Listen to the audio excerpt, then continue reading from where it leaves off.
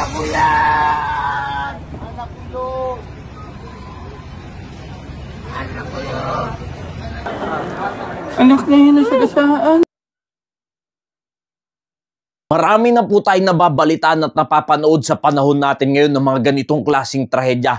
Yun nangyari na lamang sa expressway nung nakaraan. At ngayon naman, yun nangyari doon sa NAIA, sa terminal, na hindi inaasahan na trahedya. Whereas you know not what shall be on the morrow. For what is your life? It is even a vapor that appeareth for a little time and then banish it away. Ako po ay nakikiramay doon sa mga taong nawalan ng mahal sa buhay. Hindi po natin inaasahan ang mga ganitong klaseng trahedya. Kaya sinasabi ng Biblia, ano nga ang nalalaman natin sa bukas? Wala po tayong nalalaman. Kaya't mga kaibigan, mga kapatid, ang ating buhay na ipinaliwanag dyan sa ating binasa ay para lamang singaw. At pagdakay ay napapawi, nawawala. Hindi po natin ganun katiyak kung ano ang mangyayari sa atin sa bukas, sa mamaya at sa hinaharap. Wala po tayong nalalaman dyan, kundi ang Diyos lang po natin ang nakakaalam kung ano ang mangyayari talaga sa atin. Pero ikaw kapatid, kung ikaw ay mananampalataya ng Panginoong Jesucristo, siguraduhin mo na sa bawat oras na dumadaan sa'yo, nakasama mo pa ang pamilya mo, kasama mo pa ang mahal mo sa buhay, kasama mo ang kaibigan mo, may pagkakataon ka pa para maglingkod sa Panginoon. Gawin mo yan kaibigan habang may panahon pa, habang may lakas ka pa.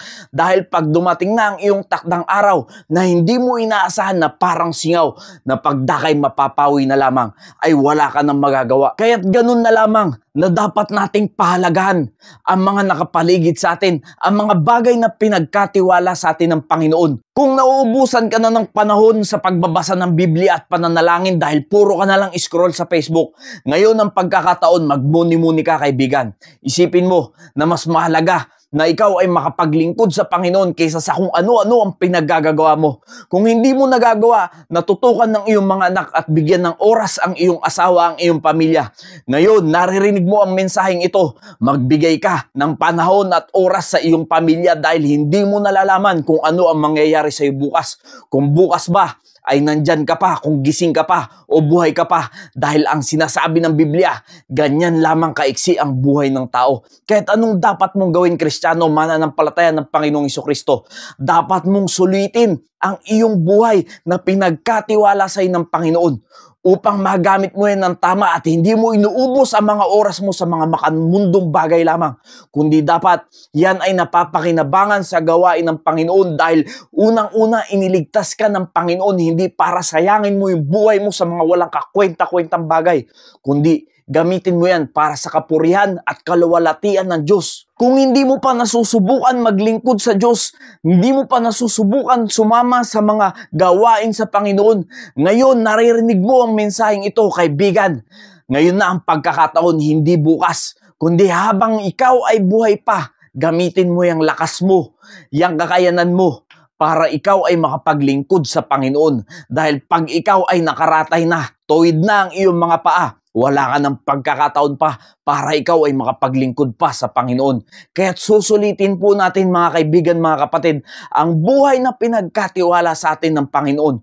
Kung ikaw naman ay hindi pa mananampalataya ng Panginoong Jesucristo, ngayon ang pagkakataon na tiyakin mo, magtanong ka sa iyong sarili, magmuni-muni ka kung napapanood mo to at hindi ka pa mananampalataya ng Panginoong Jesucristo. Saan nga ba tutungo ang aking kaluluwa pag dumating na ang aking takdang araw? Pwede ko nga bang malaman kung saan pupunta ang aking kaluluwa? Ang mga bagay na ito ay isinulat ko sa inyo upang inyong maalaman na kayo'y mayroong buhay na walang hanggan sa makatuwid ay sa inyong nananampalataya sa pangalan ng Anak ng Diyos. Kaibigan, naririnig mo ang mensaheng ito. Ngayon ang pagkakataon, ngayon ang oras ng kaligtasan. Kung wala ka pang katiyakan, kung hindi mo alam kung saan pupunta at tutungo ang iyong kaluluwa, ay dapat mong malaman na mayroong Kristong naipako doon sa krus ng Kalbaryo upang ikaw at ako ay tubusin sa mga kasalanan at magkaroon ng buhay na walang hanggan dahil yan ang ginawa ng ating Panginoong Jesucristo. Dahil kung wala ang sakripisyo ng ating Panginoong Jesucristo ay walang makakaranas ng kaligtasan sa panahon natin ngayon. Kaibigan, nagbigay na ng katiyakan ng Panginoon sa kaligtasan ng tao. nasa sayo na yan. Kahit kung ang isang tao ay mapupunta sa impyerno, hindi po yan kasalanan ng Diyos. Yan ay kawalan ng tiwala, kawalan ng pananampalataya sa Panginoong Jesucristo, na siya naman talaga ang gumawa ng kaligtasan para sa atin. Kaya't kung may oras ka pa at may panahon ka pa, tiyakin mo na bago man lang ikaw pumanaw sa mundong ito, ay tinanggap mo na ang Panginoong Jesucristo bilang iyong tagapagligtas. Sinampalatayanan mo na siya na kaya kanyang iligtas. Dahil tulad na lamang sa ating napanood, hindi natin nalalaman kung ano ang mangyayari sa atin.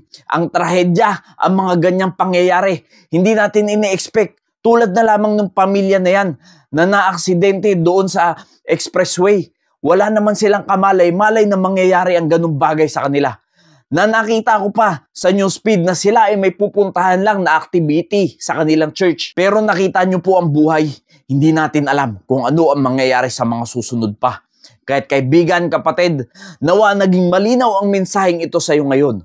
Nawa merong pagbabago na mangyari sa buhay mo. Sulitin mo ang oras mo, tiyakin mo ang kaligtasan na ibinibigay ng Diyos na regalo sa pamamagitan lamang sa ating Panginoong Jesucristo. Sampalatayanan mo na siya ang kayang magligtas ng iyong kaluluwa. Dahil siya ay namatay, inilibing at nabuhay magmuli para tayo ay makaranas din ng kaligtasan. Nawa naging pagpapala po ang mensaheng ito. Maraming salamat po and God bless you all.